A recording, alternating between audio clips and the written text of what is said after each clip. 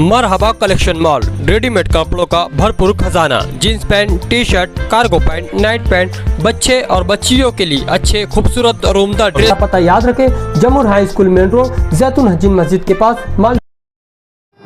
नासिक ग्रामीण पुलिस दल under the leadership of respected SP Vikram Deshmane sir, additional SP Aniket Bharti sir के नेतृत्व में हमने गांव में लॉ एंड ऑर्डर कंट्रोल के लिए पिछले 10 साल के आर्म्स एक्ट के जितने गुनहगार थे, रिकॉर्डेड हमारे अक्यूज थे, उनकी यादी निकालने के बाद कॉम्बिंग ऑपरेशन 28 तारीख से शुरू किया।